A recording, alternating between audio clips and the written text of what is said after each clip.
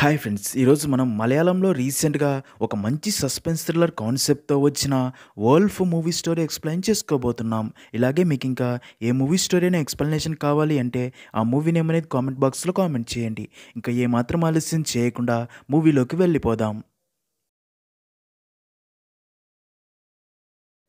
Movie start అవ్వగానే మన మూవీలో మెయిన్ క్యారెక్టర్ అయిన సంజయ్‌ని చూపిస్తారు. అయితే సంజయ్ ఒకరోజు రాత్రి టెంపుల్‌కి వెళ్ళి దర్శనం అయిపోయాక తిరిగి కారులో బయలుదేరతాడు. అలా సంజయ్ కారులో వెళ్తూ తన ఫోన్‌లో వాల్‌పేపర్‌గా పెట్టిన అమ్మాయి ఫోటో చూస్తూ చాలా హ్యాపీగా ఫీల్ అవుతాడు. అదే టైంకి సంజయ్‌కి తన ఫ్రెండ్స్ ఫోన్ చేసి, "ఏరా సంజయ్, మమ్మల్ని వదిలేసి ఒక్కడివే టెంపుల్‌కి వెళ్ళావు. దర్శనం బాగా అయిందా?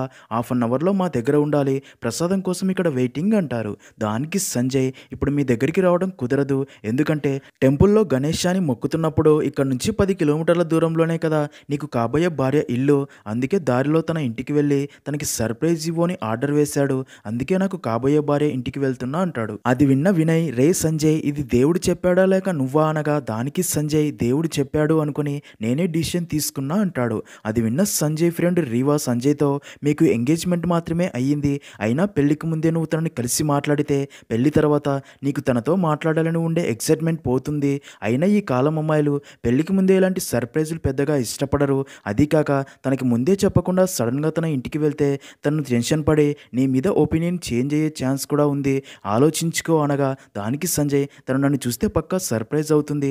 అయినా నేను రాత్రి అక్కడే స్టే చేయనులే. 10 నిమిషాలు మాట్లాడి తిరిగి వచ్చేస్తా" అని చెప్పి ఫోన్ పెట్టేసి ఫోన్‌లో ఉన్న తన ఫోటోనే చూస్తూ వెళ్తాడు. ఇక్కడే మనకు తెలిసే ఒక విషయం ఏంటంటే సంజయ్‌కి సంయుక్త మీనన్ ఆషాతో ఎంగేజ్‌మెంట్ అయ్యి మరికొన్ని రోజుల్లో పెళ్లి కూడా ఉంటుంది.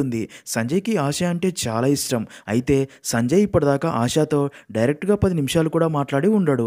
ఎప్పుడూ ఫోన్‌లోనే మాట్లాడుకుంటూ ఉంటారు. అందుకే ఈరోజు ఆషాకి చెప్పకుండా తన ఇంటికి వెళ్లి సర్ప్రైజ్ ఇచ్చి తనతో మాట్లాడాలని ఆష ఇంటికి బయలుదేరతాడు. ఇంకా ఇక్కడే మనకి ఆష గురించి చూపిస్తారు.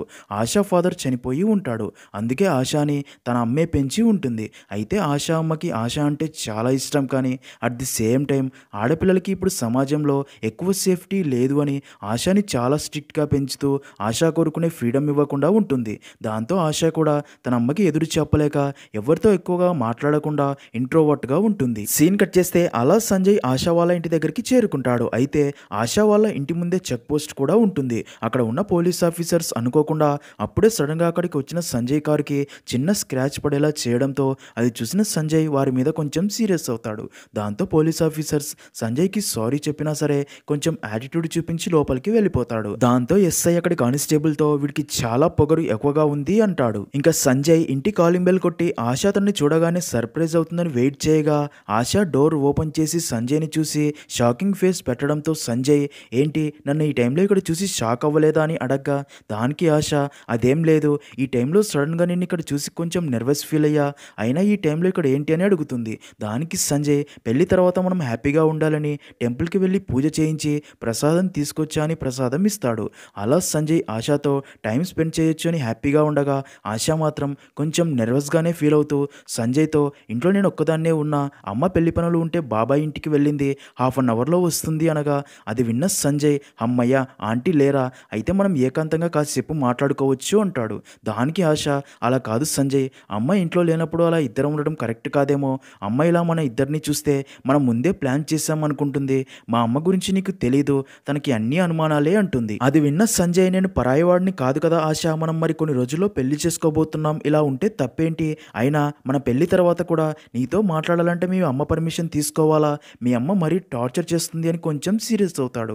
దానికి ఆశ, "ప్రతి అమ్మకి కూడా తన కూతురి మీద కన్సర్న్ ఉంటుంది కదా అని. అయినా నువ్వు ఇప్పుడు వెళ్ళి అమ్మ ఉన్నప్పుడు రా. అప్పుడు నాకు కంఫర్టబుల్‌గా ఉంటుంది. ఎంతసేపైనా నీతో మాట్లాడతా" అంటుంది. అది విన్న సంజయ్‌కి మరింత కోపం వచ్చి, "నేను వచ్చింది నీతో మాట్లాడడానికా లేకపోతే మీ అమ్మతో మాట్లాడడానికా?" అని మనసులో అనుకుని, "సరే, ఒక మంచి కాఫీ పెట్టి ఇవ్వు, తాగాక వెళ్ళిపోతా" అనడంతో ఆశ వెళ్ళి సంజయ్ కోసం ఒక కాఫీ చేసి తీసుకొస్తుంది. అలా సంజయ్ కాఫీ తాగుతూ ఆశతో మాట్లాడుతూ తనకి దగ్గర అవ్వాలని ట్రై చేస్తూ ఉంటాడు. కానీ ఆశ మాత్రం, మా అమ్మ వచ్చేలోపు సంజయ్ ఇక్కడి నుంచి వెళ్ళిపోతే మంచిది అని ఎక్కడ తన అమ్మ వస్తుందో అని టెన్షన్ పడుతూ ఉంటుంది. అదే టైంకి సంజయ్‌కి తన ఫ్రెండ్ రీవా ఫోన్ చేయగా సంజయ్ చూసి కూడా కాల్ కట్ చేస్తాడు. మళ్ళీ మళ్ళీ కాల్ చేయడంతో కాల్ లిఫ్ట్ చేయగా రీవా తనతో, "సంజయ్, ఒక పెద్ద ప్రాబ్లం రా" అని చెప్పబోగా సంజయ్ తన మాట కూడా వినకుండా నేను ఆశతో హ్యాపీగా టైం స్పెండ్ చేయడానికి వచ్చా అని చెప్పి కోపంతో కాల్ కట్ చేస్తాడు. అదంతా చూసిన ఆశ ప్రాబ్లం ఏంటని అడగ్గా తను నా ఫ్రెండ్ రీవా నేను హ్యాపీగా ఉంటే అస్సలు చూడలేదు, అందుకే ఇలా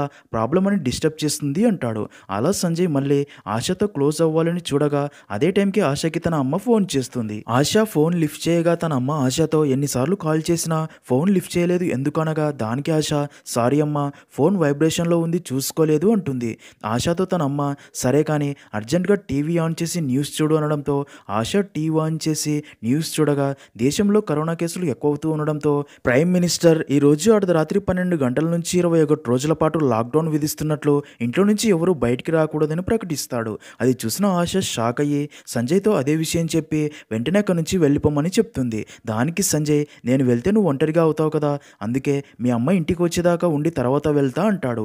దానికి ఆశ అప్పట్లోగా లాక్డౌన్ విధిస్తారు, అందుకే నువ్వు వెంటనే బయలుదేరు అని సంజయ్కి అక్కడి నుంచి వెళ్ళడం ఇష్టం లేకున్నా సరే ఫోర్స్ చేసి అక్కడి నుంచి పంపుతుంది. అలా సంజయ్ కారులో అక్కడి నుంచి బయలుదేరబోగా అప్పుడే అక్కడ చెక్ పోస్ట్ దగ్గర ఉన్న ఎస్ఐ సంజయ్ కారు ఆపి విషయం కనుక్కోగా సంజయ్ 150 కిలోమీటర్ల దూరంలో ఉన్న ఎర్నాకుళం వెళ్ళాలి అని 2 గంటల పైనే జర్నీ ఉంటుందని చెప్తాడు. అది వినే ఎస్ఐ అప్పుడు సంజయ్ తనపై చూపించిన యాటిట్యూడ్కి బుద్ధి చెప్పాలి అని టీవీలో పీఎం చెప్పింది వినలేదా, ఇప్పుడు టైం 10:30 12 గంటలకి లాక్డౌన్ స్టార్ట్ అవుతుంది, ఇంట్లో నుంచి బయటకు వెళ్ళడానికి వీల్లేదు అని సంజయ్ ఇది తను పెళ్లి చేసుకోబోయే అమ్మాయి ఇల్లు ఇక్కడ ఉండటం బాగోదు అని రిక్వెస్ట్ చేసినా సరే ఎస్ఐ తన మాటలు పట్టించుకోకుండా సంజయ్ని ఇంట్లోకి పంపుతాడు. సీన్ కట్ చేస్తే అలా మళ్ళీ సంజయ్ తిరిగి రావడంతో ఆశ షాక్ అయ్యి తనతో సిచ్యుయేషన్ అర్థం చేసుకో సంజయ్, ఈ లాక్డౌన్ సమయంలో మన ఇద్దరిని ఇక్కడ ఎవరైనా చూస్తే బాగోదు, అందుకే ఇక్కడ నుంచి వెళ్ళు అనగా దానికి సంజయ్ నాకు కూడా ఇక్కడ ఉండాలని లేదు కానీ ఆ ఎస్ఐ నన్ను వెళ్ళనియట్లేదని జరిగింది చెప్తాడు. అది విన్న ఆశకి ఇప్పుడు ఏం చేయాలో అర్థం కాదు. అప్పుడే సంజయ్కి రీవా ఫోన్ చేయడంతో అప్పటికే కోపంలో ఉన్న సంజయ్ తనతో చాలా కోపంగా మాట్లాడతాడు. అదంతా చూసిన ఆశ సంజయ్తో నీకెందుకు ప్రతి చిన్న విషయానికి కోపం వస్తుంది, తను కూడా ఒక అమ్మాయి కదా, అలా కోపడితే తను ఫీల్ అవ్వదా అనగా దానికి సంజయ్ రీవా నా చిన్నప్పటి నుంచి బెస్ట్ ఫ్రెండ్, తనకి నా గురించి బాగా తెలుసు, నన్ను అర్థం చేసుకుంటుందిలే అంటాడు. అది విన్న ఆశ అవునా మీ ఇద్దరికి ఒకరి గురించి మరొకరికి బాగా తెలుసా అంటూ ఉండగానే ఆశకి తన అమ్మ మళ్ళీ ఫోన్ చేసి నేను ఇంటికి రావడానికి కొంచెం లేట్ అవుతుంది, నీకు అక్కడ ఏం ప్రాబ్లం లేదుగా అని మాట్లాడుతూ ఉండగా అప్పుడే సంజయ్ దగ్గడంతో ఆ సౌండ్ విన్న ఆశ అమ్మ ఎవరు అది అని అడగ్గా దానికి ఆశ సంజయ్ వచ్చాడమ్మా అని జరిగిందంతా చెప్తుంది. అదంతా విన్న ఆశ అమ్మ తనతో కోపంగా సంజయ్ వచ్చినట్లు మొదట కాల్ చేసినప్పుడే నాకు ఎందుకు చెప్పలేదు అని సీరియస్ అవ్వగా దానికి ఆశ నాకు తను ఇంటికి వస్తున్నట్లు తెలియదమ్మా, సడన్గా వచ్చాడు, తను వెళ్ళమని చెప్పాను కానీ తను నా మాట వినట్లేదు, ఇప్పుడేమో లాక్డౌన్ విధించారు అనగా అదంతా విన్న ఆశ అమ్మ సంజయ్కి ఫోన్ ఇవ్వమని చెప్పి తనతో మాట్లాడి ఇద్దరు జాగ్రత్తగా ఉండండి, నేను నీ కోసం వెహికల్ ఏదైనా అరేంజ్ చేస్తా అక్కడి నుంచి వెళ్ళడానికి అని సంజయ్కి చెప్తుంది. అయితే ఆశ మీద తన అమ్మ అనుమానపడ్డంతో ఆశకి చాలా కోపం వస్తుంది. అప్పుడే సంజయ్ ఆశతో మీ అమ్మ నాతో చాలా కూల్గా మాట్లాడింది కదా, మరి నువ్వెందుకు అంత టెన్షన్ పడుతూ మీ అమ్మ అంటేనే భయపడిపోతున్నావు అనగా దానికి ఆశ తను నీతో మాట్లాడింది మాత్రమే నీకు తెలుసు, నాతో ఏం మాట్లాడిందో నీకు తెలియదు అని అలా ఇద్దరు కాసేపు మాట్లాడుకుంటారు. అయితే ఇద్దరి ఒపీనియన్స్ ఒకటి కాకపోవడంతో ఇద్దరి మధ్య చిన్న గొడవ స్టార్ట్ అవుతుంది. అలాగే ఆశకి సంజయ్ కోపం నచ్చదు. సంజయ్కి కూడా ఆశ తన అమ్మకి భయపడి తనతో ప్రేమగా ఎందుకు మాట్లాడడం లేదో అర్థం కాదు. కానీ అలా ఇద్దరు కాసేపు మెల్లిమెల్లిగా హ్యాపీగా మాట్లాడుకుంటూ అలా సంజయ్ కూల్గా ఆశని ఇంప్రెస్ చేసేలా మాట్లాడడంతో ఆశకి నచ్చుతుంది. దాంతో ఆశ సంజయ్తో నువ్వు ఇలా కూల్గా మాట్లాడితే బాగుంది సంజయ్, కానీ నువ్వు ఇప్పటిదాకా ఫోన్లో మాట్లాడిన ప్రతిసారి చాలా ర్యూడ్గా కోపంగా మాట్లాడుతూ ఉంటే నాకు నువ్వంటే భయం వేసేది, ఒక వోల్ఫ్తో మాట్లాడుతున్న ఫీలింగ్ వచ్చేది, అందుకే నీలాంటి వాడితో లైఫ్ లాంగ్ ఎలా కలిసి ఉండాలని భయం వేసింది, మన ఇద్దరికీ సెట్ అవ్వదు అనిపించేది అని చెప్పగా దానికి సంజయ్ మనకి పెళ్ళైతే అన్నీ సెట్ అవుతాలే అంటూ ఉండగానే అప్పుడే రీవా మళ్ళీ సంజయ్కి ఫోన్ చేయడంతో బాగా కోపం వచ్చిన సంజయ్ ఫోన్ లిఫ్ట్ చేసి తనని బాగా తిట్టి ఫోన్ కట్ చేస్తాడు.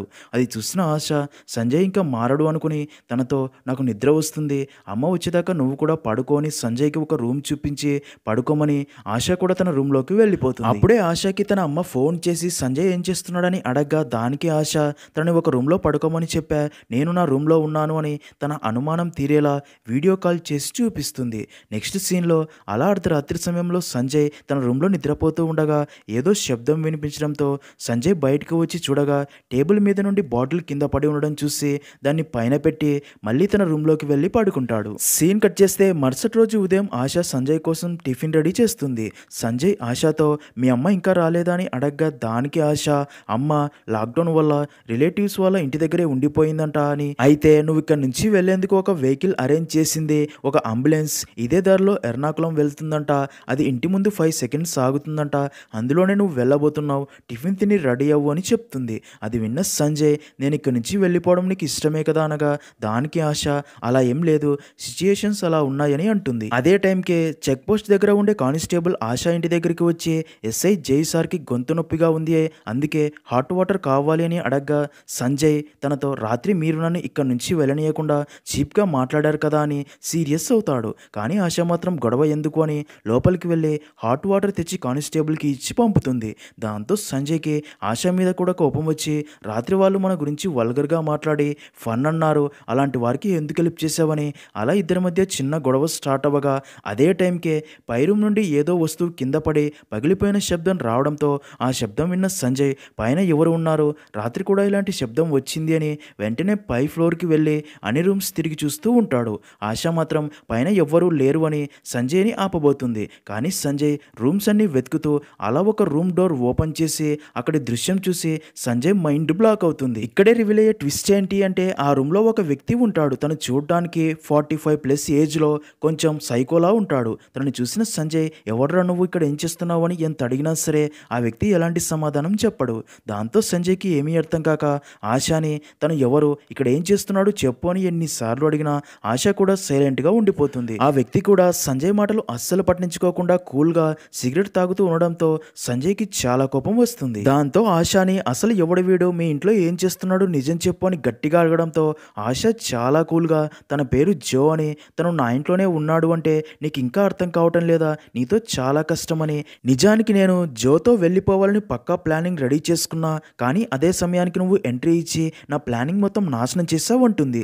అది విన్న సంజయ్ షాక్లో ఉండగా జో సంజయ్తో బ్రో అసలు మ్యాటర్ ఏంటో నేను చెప్తా విను, నిన్న రాత్రి నువ్వు ఒక 5 మినిట్స్ లేట్గా వచ్చి ఉంటే నేను ఆశ ఇక్కడ నుంచి హ్యాపీగా వెళ్ళిపోయి ఉండేవాళ్ళమని చెప్తాడు. అప్పుడే ఆశ సంజయ్తో ఎవరో ఫోర్స్ చేయడం వల్ల మనం ఒకరితో పాటు ఉండలేం, మనకి నచ్చితేనే వారితో ఉండగలం, ఇదే జో ఫిలాసఫీ, అందుకే నీలాంటి వైల్డ్ నేచర్ గల వ్యక్తిని పెళ్లి చేసుకుని నీతో ఉంటూ బాధపడడం కన్నా నాకు జోతోనే ఉండడం ఇష్టమని డిసైడ్ అయ్యి తనతో వెళ్ళిపోవాలని ఫిక్స్ అయ్యా, నీకంటే జో చాలా బెటర్, నువ్వు ప్రతి విషయానికి కోపం ఎక్కువ, ఈగో ఎక్కువ, నీ ఇష్టాలని ఎదుటివారిపై రుద్దాలి అనుకుంటావు కానీ జో అలా కాదు, అందుకే తను నాకు నచ్చాడు అనగా అంతా విన్న సంజయ్ నాకు కోపం ఎక్కువే కానీ వీడిని చూసావా, వీడు నాకంటే బెటర్ అని ఎలా చెప్పగలుగుతున్నావు, నీ డిసిషన్ రాంగ్ అని నేను ప్రూవ్ చేస్తా అంటాడు.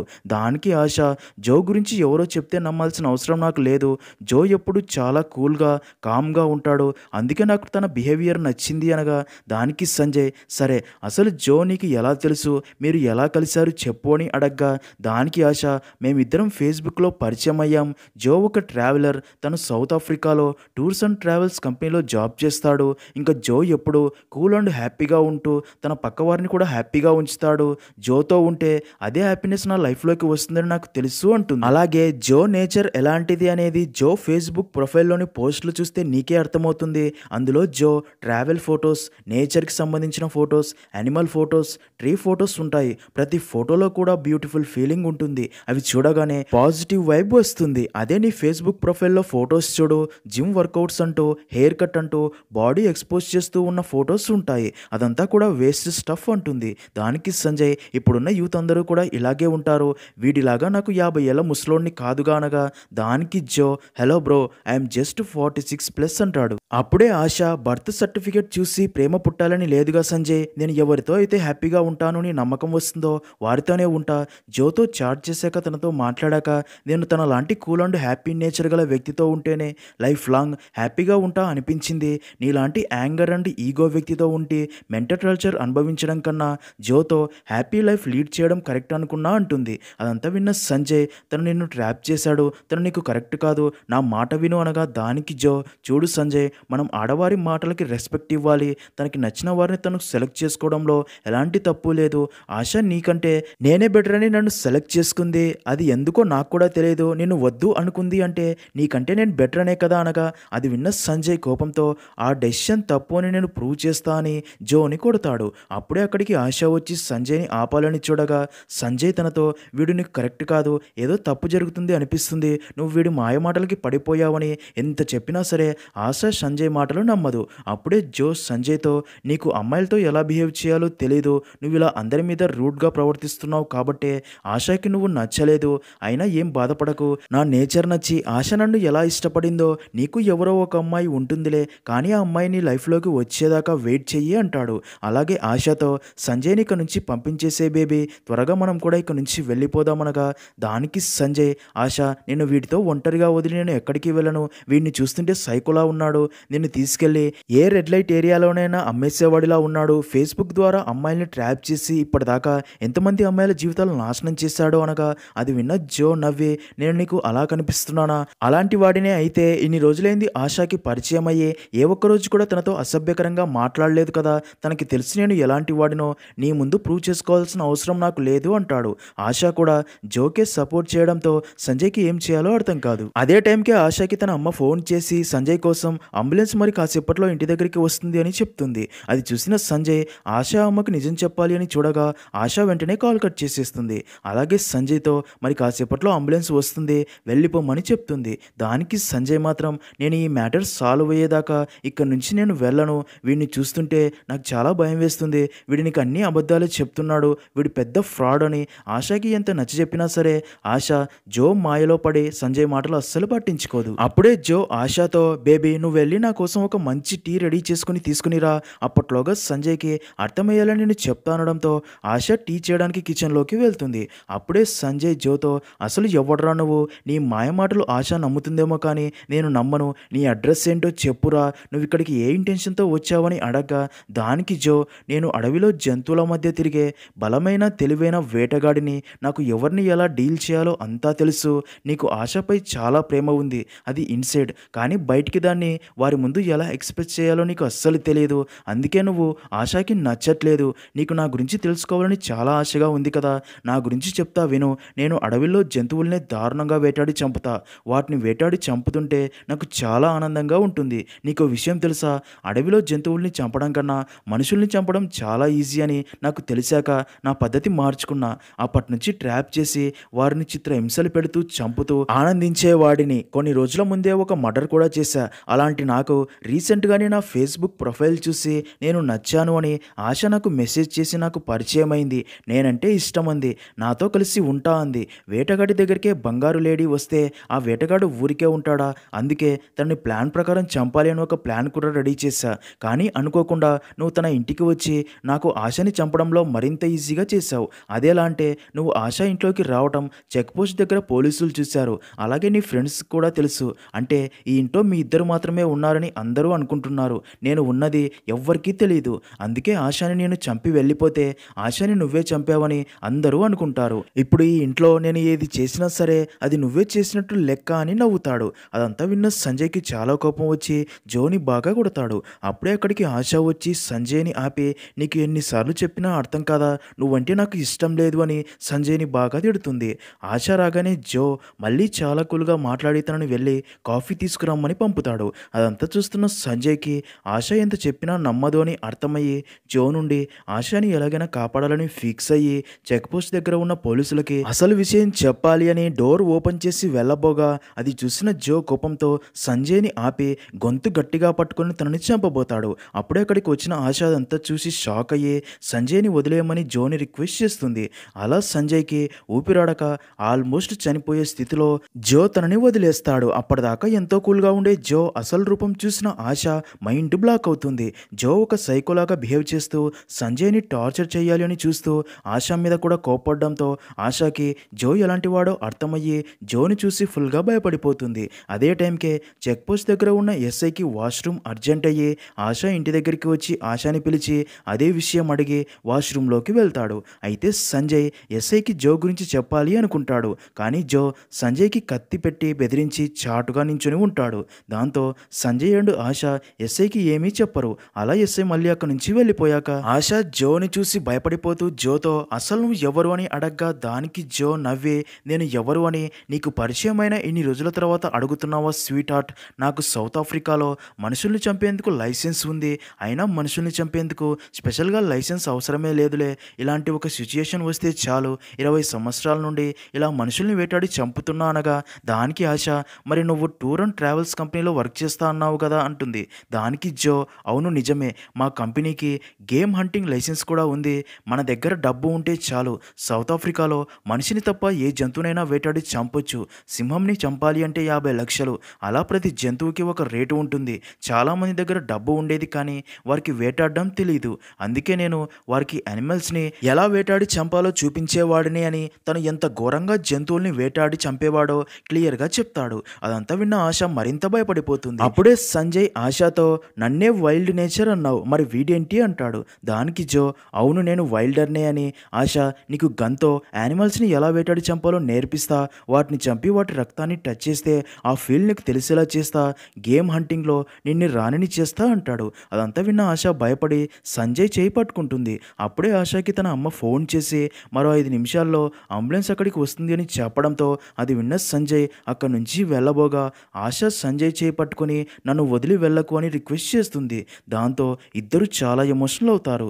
జో సంజయ్తో అంబులెన్స్ వస్తుందంట వెళ్ళు అనగా దానికి సంజయ్ ఆశని వదిలి నేను ఎక్కడికి వెళ్ళను, కావాలంటే నన్ను కూడా చంపేయి అంటాడు. వారిద్దరిని చూసిన జో కూడా కొంచెం ఎమోషనల్ అవుతాడు. అది విన్న ఆశ జోతో మమ్మల్ని వదిలే జో అంటుంది. దానికి జో అయితే మీరిద్దరూ కలిసి ఉంటామంటారు, మరి నన్నేం చేయమంటావు చెప్పు అనగా ఆశ సైలెంట్గా ఉండిపోతుంది. అప్పుడే జో వారితో మా నాన్న ప్రతిరోజు తాగి వచ్చి మా అమ్మను చాలా టార్చర్ చేసేవాడు. ప్రతిరోజు మా అమ్మ ఆ బాధలన్నీ భరిస్తూ ఏడుస్తూ ఉండేది. అలా ఒకరోజు ఆ బాధలు భరించలేక చనిపోయింది.